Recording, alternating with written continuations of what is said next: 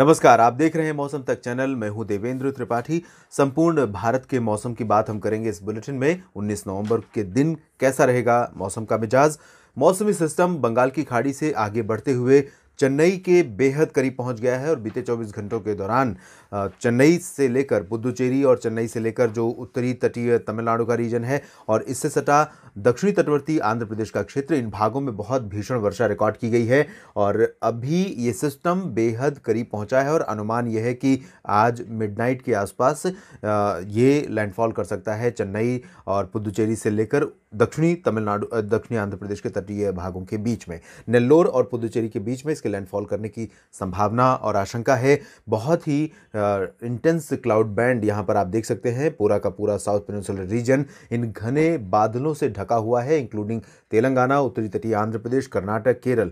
लेकिन बहुत ज़्यादा जो इम्पैक्ट है इस सिस्टम का वो पूर्वी तटों पर देखने को मिल रहा है। इस सिस्टम के अलावा जो लो प्रेशर बंगाल के अरब सागर में बना हुआ है, ये भारत के तटों से अब दूर होता जा रहा है, लेकिन इंटेंसिफाई हो रहा है ये सिस्टम भी। और अगले अनुमान है कि अगले 24 से 48 घंटों के दौरान ये इंटेंसिफाई होकर डिप्रेशन बन सकता है और ये लो प्रेशर डिप्रेशन बन चुका है। और अनुमान ये है कि इसी इंटेंसिटी में लैंडफॉल करेगा, क्योंकि अब इसका सी ट्रेवल बहुत लंबा नहीं बचा हुआ है। लगभग 150 किलोमीटर के आसपास पुदुचेरी और चेन्नई से इस समय दूर है, आज यानी 18 नवंबर को शाम के 5 बजे के आसपास।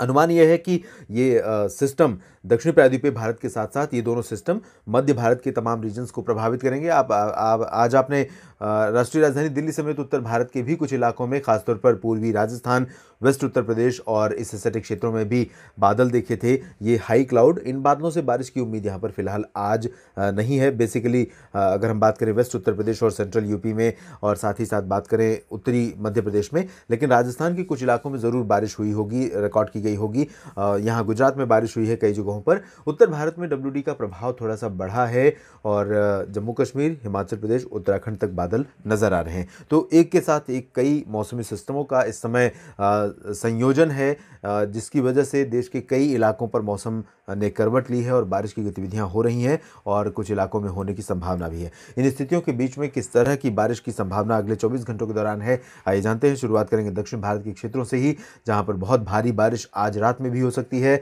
यानी 18 नवंबर की रात जो होगी और 19 नवंबर की सुबह, इस दौरान पूर्वी तटीय तमिलनाडु और दक्षिणी तटीय आंध्र प्रदेश के रीजन के लिए बहुत ही भारी पड़ने वाली है।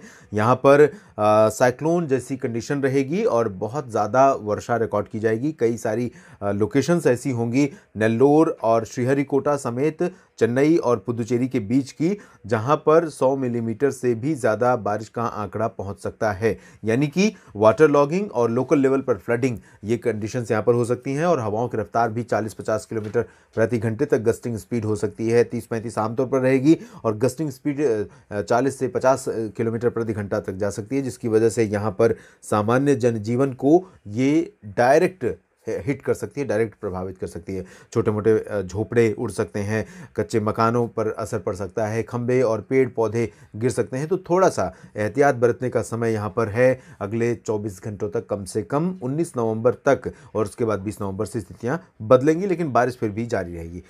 तमिलनाडु के बाकी हिस्सों में सेलम से लेकर तिरुचिरापल्ली और कोयम्बटूर, मदुरई, कन्याकुमारी, इन सभी क्षेत्रों में हल्की से मध्यम बारिश कई जगहों पर हो सकती है। केरल और कर्नाटक के भी तटीय आंतरिक इलाकों में कई जगहों पर हल्की से मध्यम, कुछ स्थानों पर भारी वर्षा होने की संभावना लगातार बनी हुई है। और यही स्थिति लक्षद्वीप पर भी नजर आ रही है। लक्षद्वीप में उत्तरी हिस्सों में, यानी जो नॉर्दर्न आइलैंड हैं लक्षद्वीप के रीजन के, इन भागों में कई स्थानों पर रुक रुक कर हल्की से मध्यम और कहीं के पर भारी वर्षा हो सकती है। इधर हम अगर तेलंगाना की बात करें तो तेलंगाना में फिलहाल हल्की से मध्यम वर्षा होने की संभावना है। आंध्र प्रदेश के रायलसीमा के आंतरिक इलाकों और उत्तरी तटीय भागों में कई जगहों पर हल्की से मध्यम बौछारें 19 नवंबर को भी देखने को मिल सकती हैं।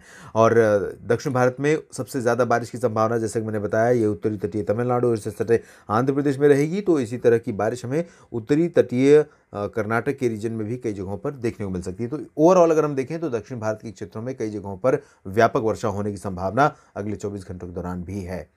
कर्नाटक में जिस तरह की बारिश होने की संभावना है, कुछ ऐसी ही वर्षा हमें गोवा और इससे सटे महाराष्ट्र के कई रीजन्स में देखने को मिल सकती है। और यहाँ गोवा में बहुत तेज़ हवाएं चलने, साथ ही साथ हवाओं के साथ मूसलाधार वर्षा होने की संभावना रहेगी। और इसी तरह की कंडीशन आप देख सकते हैं दक्षिणी मध्य महाराष्ट्र में, यानी सांगली, सतारा, कोल्हापुर, शोलापुर से लेकर पुणे तक, अहमदनगर तक के रीजन में। मुंबई तक बारिश की संभावना है। मुंबई में आज ज़्यादा वर्षा की संभावना है।